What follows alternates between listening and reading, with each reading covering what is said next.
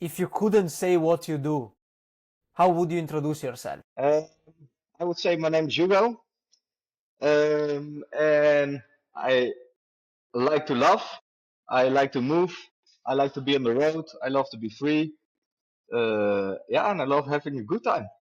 Low money, high life. Yeah, that's what I noticed immediately when I met you the first time, when we were in India. They had a good energy, man. You're approaching life in a nice way. And Thank you, just Daniel. before going into your story of and what you're doing right now, just to have a bit of background, what kind of environment did you grow up in, and what kind of a kid were you? I think my parents always said I was just a kid who just, you can leave me alone and I'll do my thing. Uh, Sometimes a bit too much that my parents lost me, but that just wandering around, seeing stuff and yeah, get into. I grew up in a family with three brothers. Yeah, it was nice. Was Yeah, of course, when you have brothers, you fight with each other, but I guess that's how it goes. And yeah, we all became quite strong, strong man out of it. So yeah, I think I had a quite yeah decent normal youth, so to say. Okay, Nothing special, nothing crazy, nothing at least from my perspective. okay. So you always had this traveler soul. Are your brothers like you, or they're very different? They are different. They are more, dive in, doing for work. My oldest brother is, yeah, really working all the time, have a few businesses, and he really, yeah, loves to dive into that stuff. My other brother is really a nature person. He managed some forests in the Netherlands. And my younger brother is more into IT. He's yeah, doing computer stuff. So, but more not really like outgoing in the way like I travel. So you're the black sheep. Always been, and I like it. Underdog Yeah, position. yeah, me too, man. God bless black sheeps, Yeah, that's good. 100%, 100%. Someone And should do it. can you remember your very first solo trip? And I mean, where did your love for traveling begin? Oh, yeah, that's a quite tough question because I never knew that I had like a love for traveling or something. But I was always into just yeah, trying new things, explore stuff, and go to places. For example, on the in the Netherlands, we always have like the 3 or 6 holiday weeks where everybody go to France or to Spain or Italy. Um, but with my friends, we went to to the East Bloc of Europe, to Poland, and to all the other stuff. We always yeah try to see some other places. I'm a bit on still on painkiller, so if I if my talking is getting switched, then you know a bit what's going on. The Thai stuff is serious. Um, but I remember we had the company Flixbus. I don't know if you know about it. Yeah, yeah, yeah. Yeah, and you could like get a ticket for €9 from Amsterdam to Paris. So when I was studying, I tried to do every month go to Paris or to Berlin or just one capital where the Flixbus yeah hit it to, and just strolling around the city, walking around, do some sightseeing. Basically nothing, just walking around with the idea of freedom.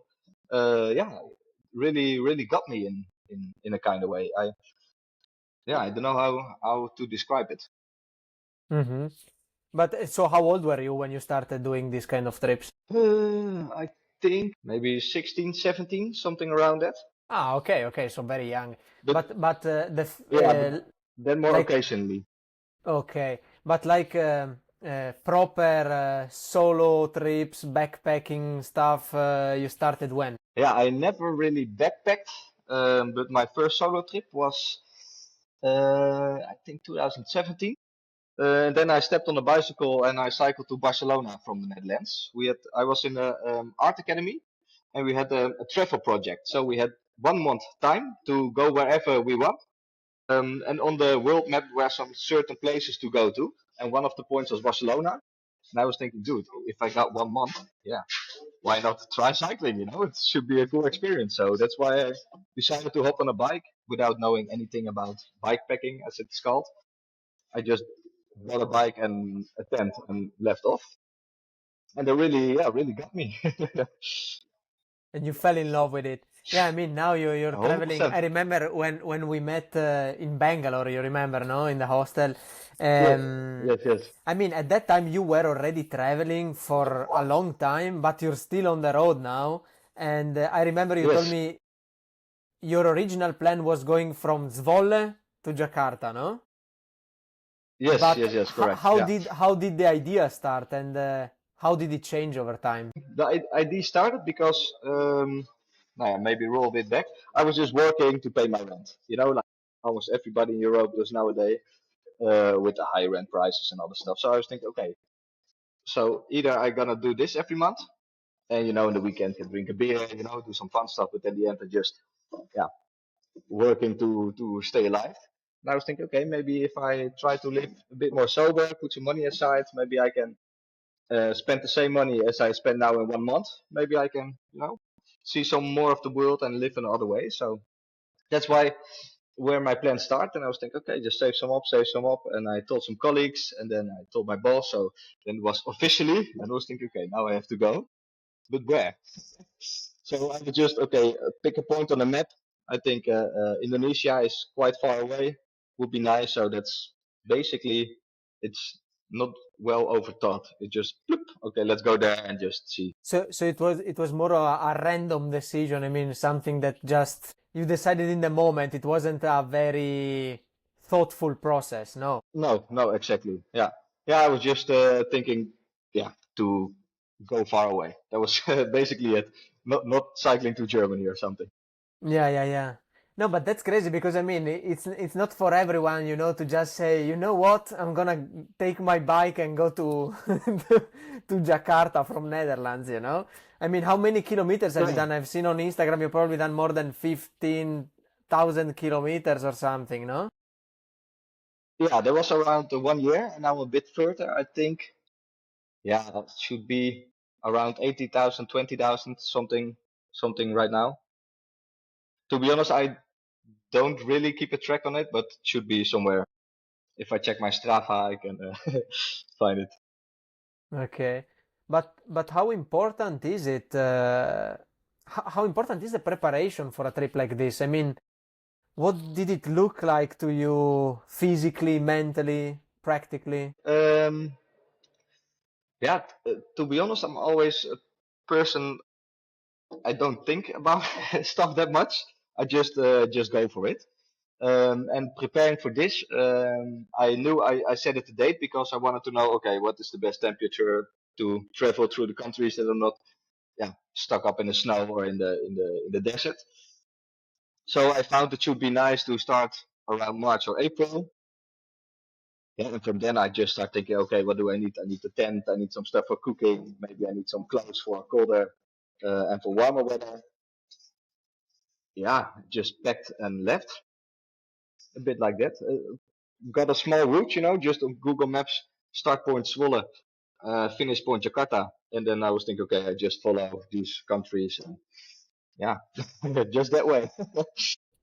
So, okay, so not training at all, or nothing. No, no, no. I always loved to cycle, but I never was like, with the helmet and outfit. I just had the bike, and I love to go out, but not really professional athlete or something.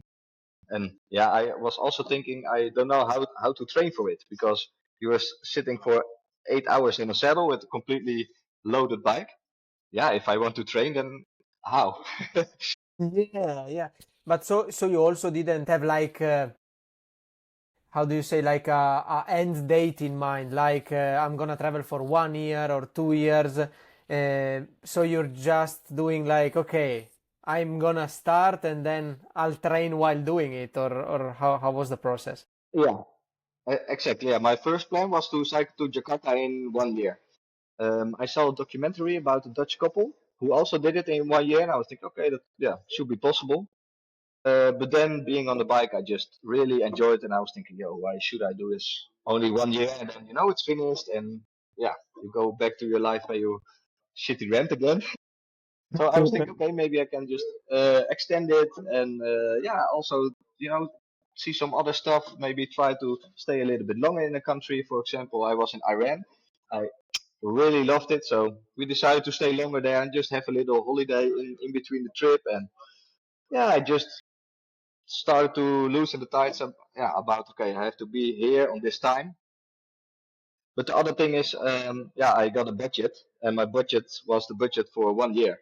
So every time I'm now overstaying is, yeah, also a thing. So I have to figure a bit out. Yeah, we can continue.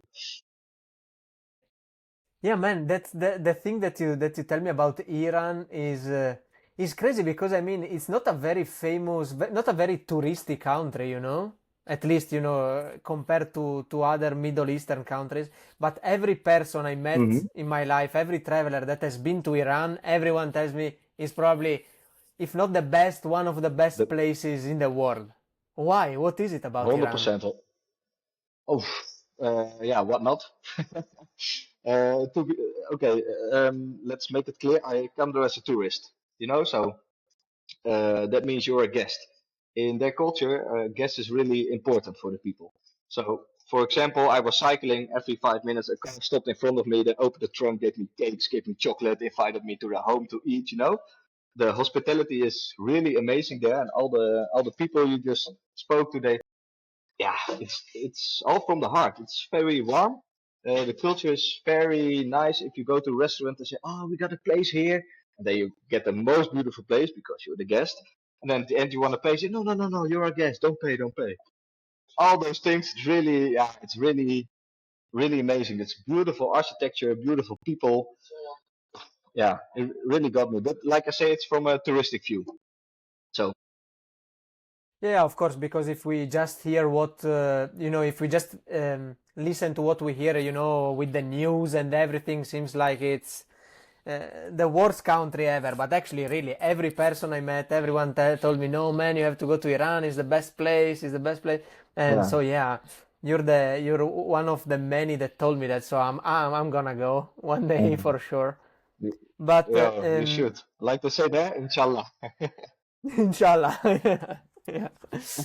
But Yeah. so for someone dreaming of doing a trip like yours, what are the real tips you would give, even if they're messy and uncomfortable tips? What would you say now that you learned your lessons doing it? Go with the flow. It's simple, but it is what it is. And for me, I know at the end of the day, everything is going to be alright. And that's um, yeah, quite an easy mind switch. At least sometimes you're cycling, you have the whole day rain, and it's shitty, or you have to climb, or whatever. You get attacked by dogs, or you have to find a sleeping place. You can, but at the end, you're still laying in your tent, and yeah, you conquered the day, and that's amazing. Yeah. So yeah, just go for it. Don't think too much about it. But that's yeah what I like to do. Just go for it and see how it comes and And try to and manage.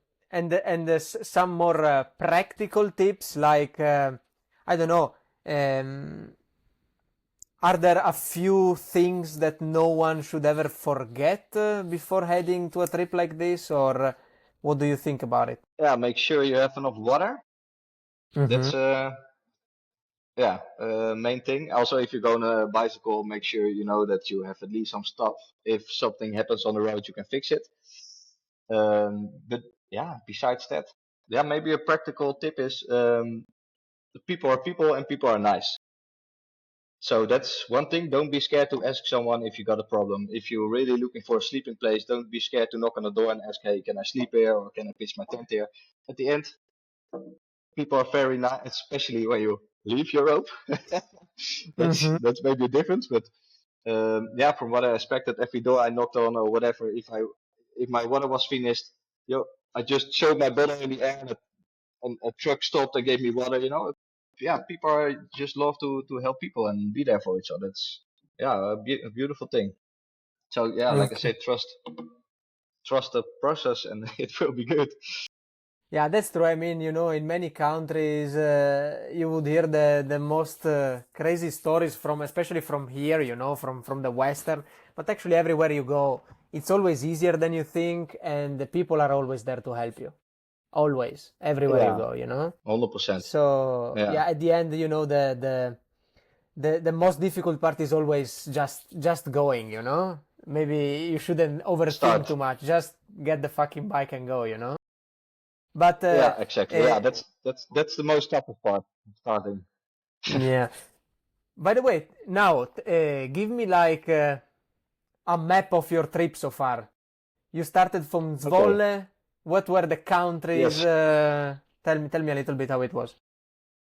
Okay. Give me a little second. I check because I forget the most in Europe. Mostly to the people here, I say Europe and then start in Turkey. But to give it a bit more clearer view, I can. So I started, of course, in Zwolle, this Netherlands, Mm-hmm. most beautiful city in the Netherlands. Shout out to all my Zwollenezen. So Germany. Then I went to Austria, Slovakia, Hungary, Bosnia, Croatia, Montenegro, Albania, Macedonia, Greece, then Turkey. From Turkey into Georgia, Armenia, and into Iran, Pakistan, India. That's where I met you. Then I had to take a plane to Thailand because the Myanmar border was closed because the civil war. From Thailand, I cycled up to Laos. From Laos to Vietnam, down the coast, back to Cambodia, and now I'm back in Thailand. Whoa, That's it. that's a long road, man. And out of all countries you've been to, what's been the toughest one and why? uh, to be honest, I didn't have the feeling that a country was tough, but every country has its own, yeah, its own things, you know. For example, in Pakistan, we got escorted by the police every time. So we were cycling, and then there were always guys with Kalashnikovs protecting us. And in the beginning, it was fun, you know. Whoa, yo, the guys holding guns, and you have to imagine going to a supermarket, buying pasta, spaghetti, or whatever. And you, should I pick this one or this one? And you look over your shoulder and see the guy holding the Kalashnikovs to, you know, to protect you. These are, yeah, kind of funny things, but also strange because you know you're in a different country. But I didn't felt scared because of it. Every country has its own things, and yeah, that's also what I like, you know. So every experience is another one. Yeah, yeah. How long have you spent? Because we met in Bangalore, which is South India, for who doesn't know. But in India, how much time did you spend? You cycled India from north to south, right? Yeah, not really north. I came via Lahore, the Pakistan border with Pakistan, the Wagah border where the ceremony is.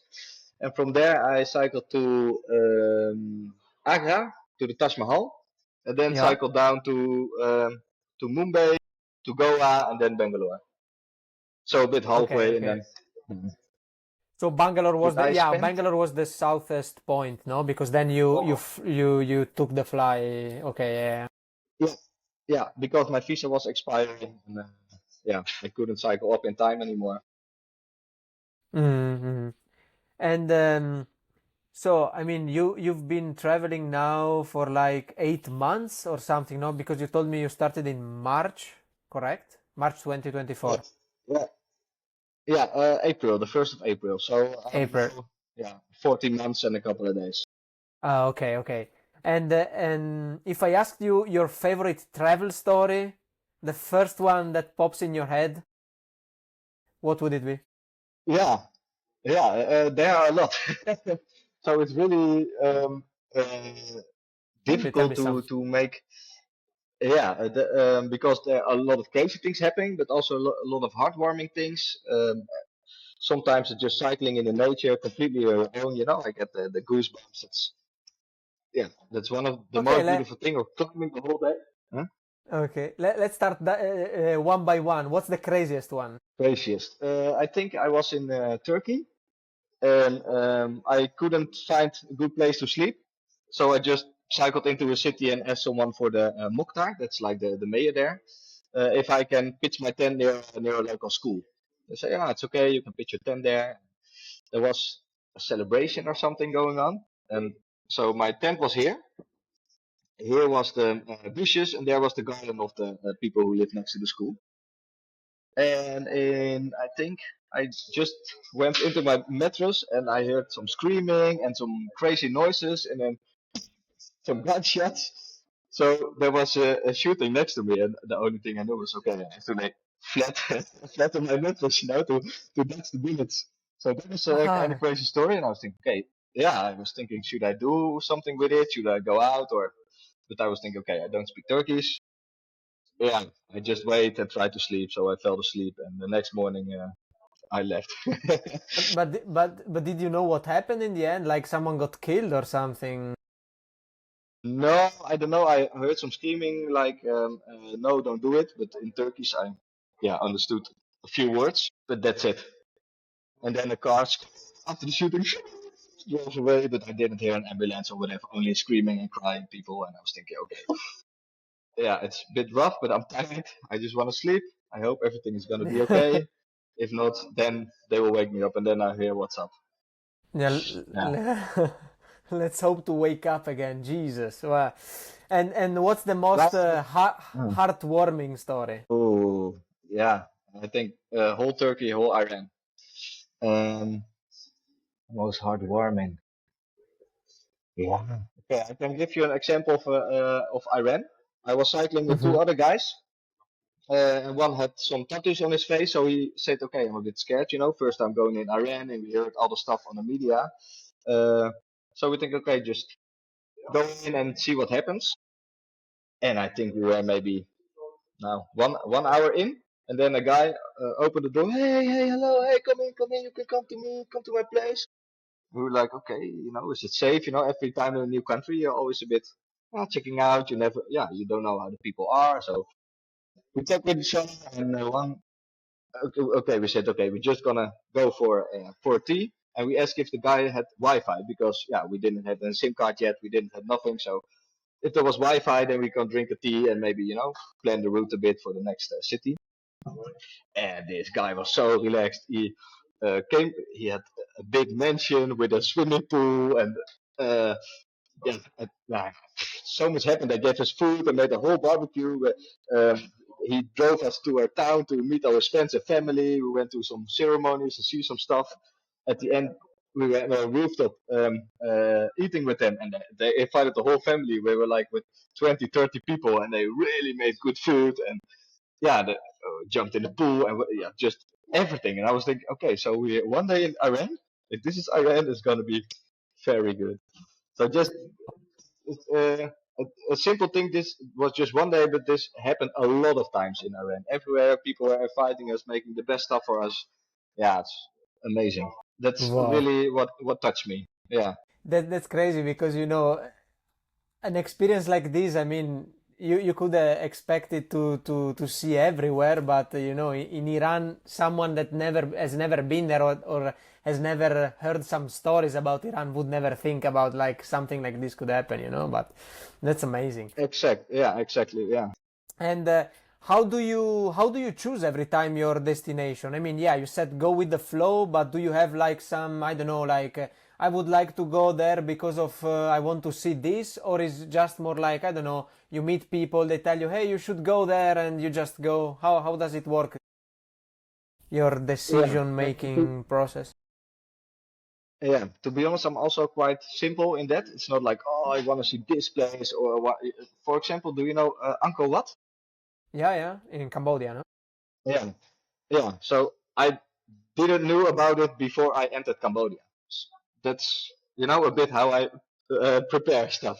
I knew the Taj Mahal, so I think, okay, this is one thing I want to see.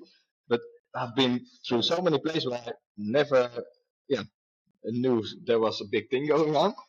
Um, how I plan my route, like I said, I have just a begin point and the end point. And yeah, I start cycling. And sometimes, if there's a bigger city, for example, Mumbai, yeah, I stay in a hostel for a couple of days. Then you hear some people and say, "Oh, this is a nice place." Oh, that's on the route. Cycle a couple of days and then stay there for some days. Yeah, that's a bit how it goes. It's not like, oh, I'm going to the city because I really want to see this or I really want to see that. I think maybe I crossed even some cities, yeah, which should be very nice, but I didn't miss out because I didn't know. And did you have the chance to meet many other people doing, traveling like you do, like, or most of the time you're alone going around? Uh, Especially in Europe, there are a lot. It's called Eurovelo, and it's like cycling routes through whole Europe. So almost everybody who's cycling in Europe is on that path. So if you start cycling there, you will meet now 4 or 5 people in one day. And Turkey is a bit a bottleneck, Istanbul. So a lot of people cycle to Istanbul and then go back to wherever they come from. And some people go next. In Iran, I just meet a couple of cyclists, but now in Southeast Asia, a lot more again. But when you meet them, sometimes it's nice, you say, hey, we have the same direction a bit, so we cycle for a couple of days together. And sometimes you meet someone and think, okay, it's nice, but it doesn't fit. So okay, take a lunch here, see you later. Yeah, it's a bit how it goes. Mhm. And right now you said you're in Thailand, and I mean when we spoke the other day, you showed me the picture of your you had an accident, no? And I Yes. mean, what happened? Tell us what happened, and how are you dealing with the stop? Okay. So I cycled for 40 months, and I came on this island, Koh Tao, because I was cycling. I was thinking, hey, maybe I want to do something else. And then I met someone, and he said, "Yo, you can go diving in Koh Tao." Koh Tao is the name of the island. So I was thinking, okay, cool, maybe let's do that. Something else. And I arrived here and I started my open water course, and I got my certificate. And I was thinking, oh, nice, woohoo! So maybe also want to do the advanced. But first, we celebrated a bit with the people here who also got their license. And I wanted a motorbike because it's an island, and I want to see a bit, go to some other beaches. And I went down off the hill. There was a little bit of sand on the road around the corner. I was driving, saw the sand, put my brake. But the thing is, on my bicycle, the brakes are on the other side. So I took the brake when it was a front brake. Yeah, I got in a slip. It fucked me over. Well, so So that's it. Yeah. yeah, tell us about the injuries. What do you have? Yeah. So my whole leg was full of scratches, which is kind of okay, that will heal. This one was quite intense. I could see my bone through it. So I went to the pharmacy doctor place here. Um, to check it, and they cleaned it, got me antibiotics and all the other medication. And now it's I guess 2 weeks ago, and I still have to go every day to clean the wound. And yeah, it's slowly but surely getting better, and I hope to be able to cycle again in 1 2 weeks, something like that. Okay. And Yeah. so during all this trip, even with the accident, you never had like a moment, like when you thought maybe time to go home. Um, Now, yeah, a little bit on this moment, because I'm just spending my money on hospital bills right now. So the money I saved up for this trip is now just going directly to there. So I have to check, and I also had the idea to cycle to Australia, get some money in there, and then cycle to South America. But I'm a bit too old to get a work holiday visa, so there are now some things going in my head, and I have to figure out what's good. I have also idea maybe just stay here. If it heals, I go for the advanced diving course and then leave back home. I go with the flow. That's a bit. Hmm. Yeah, yeah. I mean, would be. Yeah, of course you have to do some considerations, especially with these bills that you have to pay now with the hospitals and everything. But if it wasn't in your, I mean, you don't have any plan B, no? I mean, that's the only thing you want to do right now. And what would be the plan B for you? Like, do you still would you still can you still imagine yourself living in Netherlands and building a life there right now? Yeah, yeah. The thing is, to be honest, I really enjoyed my job, and I also miss it. I was a teacher in the Netherlands. And I really miss the place, miss going there, miss the students, miss my colleagues. So it would also be nice to go back. But back then I worked full time, and that's one thing I think at least for now it's too much because I do now 14 months whatever I want every day. Um, so I have to try to figure my way out, and maybe I can find a place with much lower rent than I had before. So that also could make some sense. So, but yeah, I can see myself going back. Okay, okay. So I mean, seems like you have a good relationship with your with their place, with the place where you've grown up in. For me, I don't have any problems with my home, but it's always difficult for me. It's the hardest part always going back, a little bit because when you Yeah, travel, you change a lot every time. Then you come back and you realize that you changed, but everything else is always the same, and it's not easy for everyone yeah, to adapt back to your old habits, because you're a new person actually, yeah. and but it seems that for you it you have a good relationship with living in Netherlands. You still consider it the place that is your home. Yeah, yeah, and uh, kijk, it's also I don't want to get back in complete the same situation, because at the end there was a reason I left because it was too expensive, yada yada yada. Yeah, but I love the place. I really love the nature around my city, and yeah, I yeah don't mind Yeah. going back. No, Uh-huh. Okay. but And like you say, yeah, no, no, go on, sorry. yeah, like you said, that's one thing I don't know how I will experience it when I come back to get back in the place and see your friends again. And, yeah, how things will work out. But I guess that's just one thing I have to see. And the only thing I'm not looking forward to is to tell the same story 40, 50 times. Tak, tak, tak, tak. Yeah. So maybe I just share this podcast with everyone back in the Netherlands and say, okay, if you listen to it, then, then we go for a beer. Yeah, that would be the best way. I mean, that's also another thing. You go back and everyone is asking you the things, and you have to tell the same story to everyone again and again. It's like, yeah, it's tiring. Exactly, exactly. Yeah. So Yeah, and um, I mean, leaving, going back to when you started this trip, leaving everything behind and hitting the road like you did isn't something that everyone can do. When you have to take this big decisions like this, uh, what do you trust? Which part of yourself do you trust? Do you more rationalize things? You just listen to your gut, to your heart? How does it work for you to take these big leaps in life? yeah, yeah. I think it's just gut feeling. I guess so. Yeah, of course it was tough, to say goodbye and also knowing that I'll not be back in a couple of months.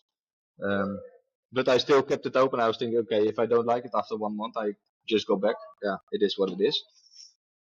Yeah, but it was kind of a major thing to say goodbye to my house, all the places I knew and where I felt comfortable and safe. But I also was thinking, okay, I'm now still healthy. My parents are still alive and healthy, so it's not that I have to go and maybe wait for a phone call or whatever. So I was thinking, okay, this is maybe the best moment if I want to do a trip like this. Then I have to do it right now. Hmm. So it all felt a bit together, and I was thinking, okay, let's go. No girlfriend, nothing to no. Yeah, so I was thinking, yeah, Yeah, you weren't woohoo, attached to love, nothing, love and is happiness. yeah, and the more travelers I met, the more I realized that, especially at the beginning, they are always kind of running away for something. It was also for me. And after you come back home, you've changed, and when you travel again, it's like if you're not running away from something anymore, and it's more like you're looking for something. Was it Mm. the same thing for you? Were you escaping from something at the beginning, and today are you chasing something? Yeah, good question. Like I said, I'm not really. a thinker, so that I journal. Okay, today this overcome me or whatever. But I think looking back, I worked for a couple of years and everything was okay. It was just go with the flow. And like I said, I liked it, but I was just paying the rent. There was, yeah, same shit, different day. Which was okay. I was content with it, but somewhere I also felt okay. There's maybe more to do, especially with the money I earn, but I have to give away now to my rent and other stuff. But I don't know if I run away from something. Maybe it hit me in the face when I come back. I was that was what I was running for. To be honest, I don't know, and where I'm looking for, it's more like, yeah, I like to be free and like to do my own thing, and yeah, very simple. If I want to eat spaghetti, I have to say to you as Italian man, uh, then I can go for it. Just small things, but that's for me also what cycling is. If I want to take a break now, I take a break now. If I want to go now, I want to. Yeah, completely freedom. That's maybe what I am Looking chasing. for, yeah. Yeah. So you would say this trip is just it's basically just about living life, just Yeah, creating stories for yourself and yeah, to yeah, enrich your journey here. And yeah. is there something that you're trying to create along the way with this trip, or is just about living? Like, I don't know, do you have any idea about a book, a story, some other purpose than just living the trip, or no? Yeah, I'm trying to create very strong legs. That's my main goal. uh, uh, um, But you should have by yeah, now already, no? oof, 100%. But now we're still weakening already. So, but yeah, when I left, I was thinking because I like visual stuff. So I bought a drone. I took my camera with me and other lenses and other stuff. I was thinking, oh, I can make a beautiful video at the end. Um, but already after a couple of weeks, I was thinking, okay, I'm just carrying the stuff and I just want to cycle. I don't have the feeling to stop to film something. Um, yeah, so now I'm thinking maybe making not really a book, but a scene. I don't know if you know what the scene is. Kind of No. fan scene somewhere. It's like a small paper book where you can paste stuff in, and yeah, it's Ah, a bit okay, hard to okay. describe. It's more like yeah, creative book work. And I was thinking just put all my photos and some bills in, everything, some stamps I got, pop, pop, pop, scan it in, make a small book, stitch it by hand, and then make some copies for my friends and family, something like that. Ah, okay, okay. That's Because cool. I That's cool. also love to create those kind of stuff, but it's not like, oh, boom, I'm gonna make a book, or it's just okay. What can I do with the stuff I have, and yeah, Yeah, keep myself but busy for a couple of weeks. yeah, but yeah. So you're also a creative, no? I imagine, like many black sheeps, you know. But Yeah, it's what are you teaching at school? media design. So I always say everything you can make beautiful on a computer. So graphic design, video editing, animation, um, yeah, all those things. But I also like to work with hands, drawing, painting, scanning in, digitalize it. Yeah, those kind of stuff. Really Mm-hmm. looking for the combination of analog and digital to make it, yeah, together. But and now while traveling, as you're a design, but I mean, you can also I don't know if you also worked as a designer, but I mean, you could do that, right? And are you also doing Yeah, some work while traveling, or you just had the budget and you're yeah, just no, I'm not gonna work, I'm just traveling right now. yeah. Sometimes I have a couple of clients in the Netherlands and say, yo, I'm gonna to do this trip. So if you have some work where there's no big deadline, let me know. Then I can still do it for you. And every once in a while I got some, but um, which is okay. But to be honest, yeah, like I said, I just like to cycle and yeah, don't Okay, like okay, to so work right now. So yeah, yeah, okay. that's what it is. But so you teach at university or high Yeah, school? it's yeah, something like that. The students are between 15, 16 to 22. Mm-hmm. Ah, So okay. yeah, it's I always get this question, but I don't know the English name for it. It's not a high school, but it's a bit. Yeah, maybe it's a high school. At But least it's like a private they school really or. chose. No, no, no. It's a public government school, Mhm, but it's yeah. The students really choose. Okay, I want to do something in media design, so I go to this school. mhm. Okay, It's okay, okay. really yeah specialized in art and design. Mm. Now, I would like to go a little bit with deeper questions and doing some reflections.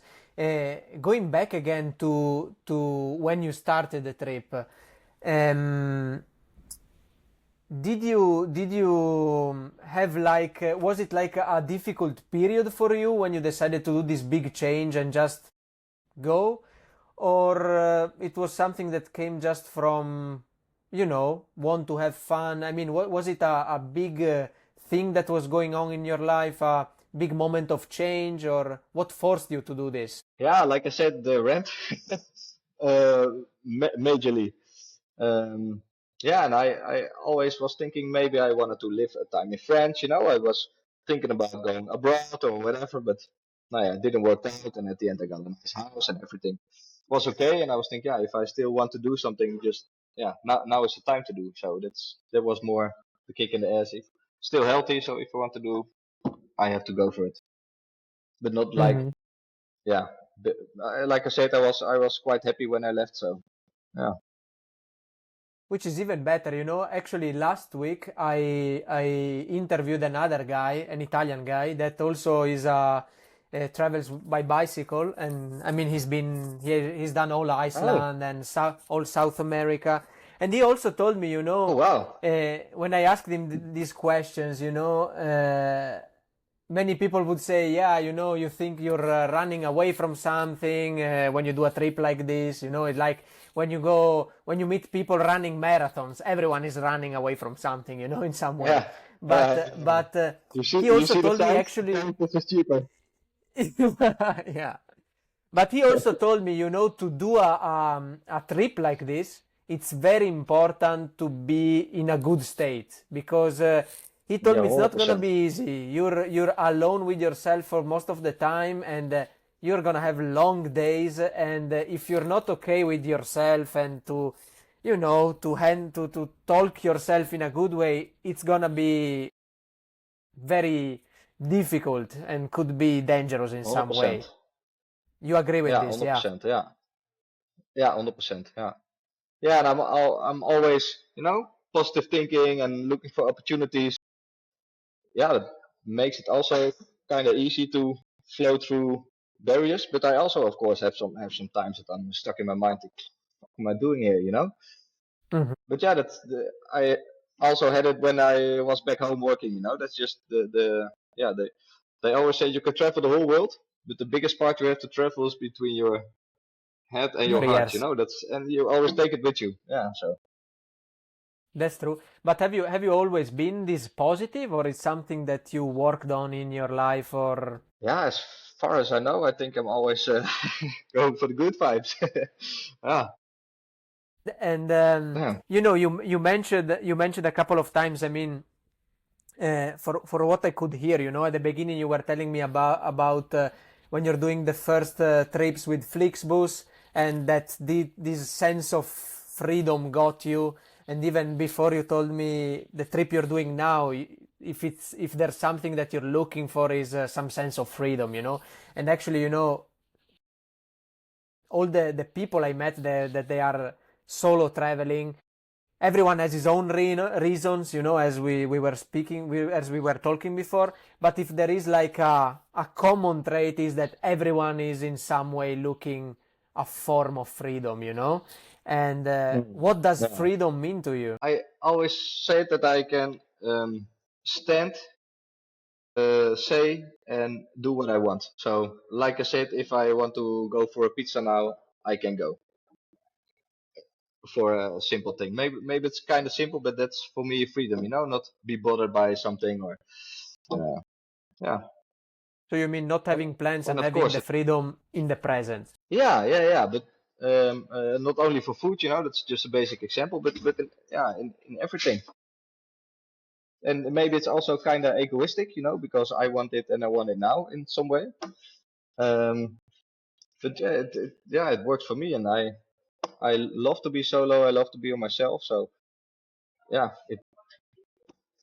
I can handle it.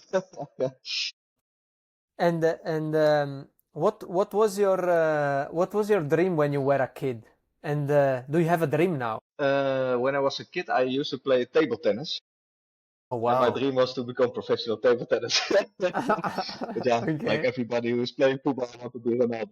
So that's really the good thing. And later, when I got more into designing, I was thinking about, how nice would it be to live at the beach in France or something, or Spain, open up my laptop in the morning, work a bit, and in the afternoon swimming. There was, yeah, I was thinking, oh, that's why not, that's super nice. But yeah, I never really did it. I just started teaching and doing that stuff.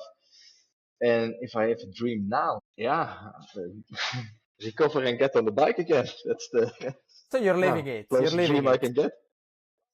Yeah, maybe. And Yeah, that's if also you a thing. Yeah. no no go go go, sorry. Yeah. It's also a thing a lot of people say, oh, you're right now living your dream. This is the moment you will always look back to. But that frightens me a bit because that says something that if this trip is finished, oh, you had it. Now you Mm. start getting your work, your home, your kids, and all the other stuff. But I thinking, no, I think when I come back, maybe get some money, make some new plans, do another. It's yeah, maybe that's my dream to have an ongoing story, travel, route. Yeah, maybe I never set goals, so maybe I should say, okay, I wanna next year pick cycle to 30 countries or something. Just try to set something, but yeah, always just going. I'm not really thinking about. Yeah, still keep traveling. But would you like to experience other Yeah, forms of traveling, or for now you're just like, I mean, even when you will come back from this trip, can you imagine yourself doing again uh a trip by bicycle, or would you like to try something else? yeah. I think bicycle is my go-to thing. Also because of the freedom. Yeah, you can go wherever you want, and you're not only on the tourist hotspots, but you also see places where, yeah, no tourists come. So I really like it, and the bike works like a charm. So you enter somewhere, they see a bicycle. Oh yeah, yeah. So yeah, it's we call it the secret power. Just come in with your bicycle, and you have conversation with people. Sometimes, one time in India, I was eating in a restaurant for a lunch break, and the guy saw my bike, and he said, "Oh, you're on a bicycle?" And then he started chatting with me, and he happened to own the restaurant and the hotel, so he gave me the best suite. He said, "Okay, you can take a shower, order whatever you want. It's on me." So he gave me the next day breakfast. He gave me lunch. He gave me dinner. He paid everything. He said, "Oh yeah," and just by arriving there on the bicycle, that's like I said, kind of magic thing. So I can't Yeah, lose it. it's like picking up girls with a dog, you know? You got it, man. I don't really like birds, So, but it works. so and speaking about looking back, what is I mean, if you could give a piece of advice to your younger self, let's say, I don't know, 10 years ago, what would it be? Yeah, I think go for it. Just follow your gut. It's like I said, I never really think about this stuff. I just if I think That's why I'm follow here your asking heart, you. follow your guts. Yeah, exactly. Yeah, but that's why it takes some time to get the machine running. Um, yeah, I would just go for it. Hmm. I guess and Which is also do what whatever you you want. did. Yeah, exactly. Yeah. So in retrospective, I listen to myself. Ah, that's amazing because it would also mean that, that younger self would be proud of who you are today, and that's, I mean, man, that's the biggest achievement you can get. And I ask this question because for myself, I'm much more introspective than you in this. I ask myself too many questions. That's my problem. Yeah. But you know, uh, Cycle away I from it. Try to cycle away from it. yeah, exactly. Yeah, you see, I'm also to buy a bike and run away from my thoughts. But I ask this question every time because when I ask it to myself, I realize that advice that I had to hear when I was younger is the same one that I have to hear now.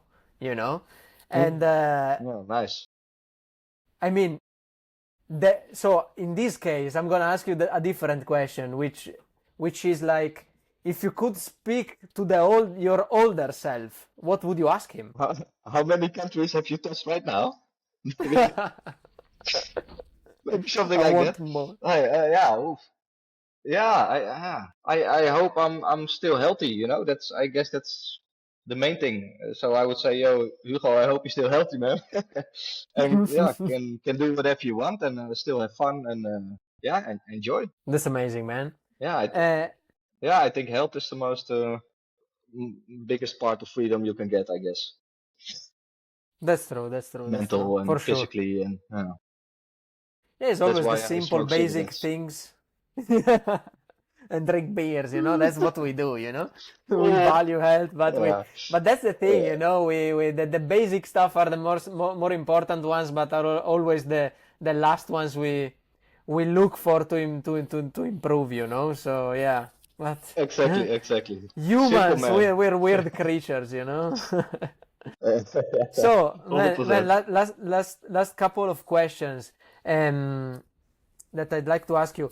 So, first of all, once you're fully recovered, where's the next stop? Yeah, I am planning to cycle to Malaysia and then maybe Singapore and then Indonesia to at least reach Jakarta.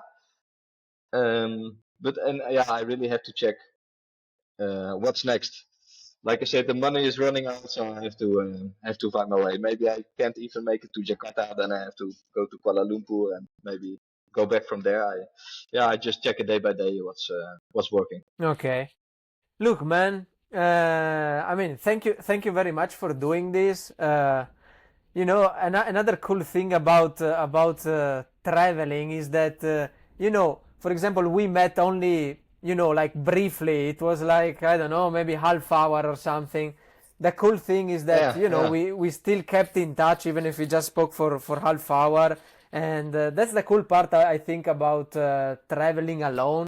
It's just that sometimes you meet 100%, people for just could be even 5 minutes. You just exchange Instagram or whatever, and you can be in 100%. contact for the rest of your life. And I really appreciate you, man. I Yeah, admire you for what you're doing now, because it's crazy, not for everyone, and it's inspiring, man, really. And yeah, thanks, thank you man. for doing this, for being honest, for being yourself, and yeah, for sharing your road with us. Where can people follow your journey or connect with what you do? Mostly via Instagram. So when I meet someone, I exchange my Instagram, and my Instagram is Hugo Cycling, and it's Hugo like yeah, you can see it on the screen. I don't know if people see it also. Yeah, yeah, I will also put it in the show notes. Yeah. So, and I Okay. don't post that much.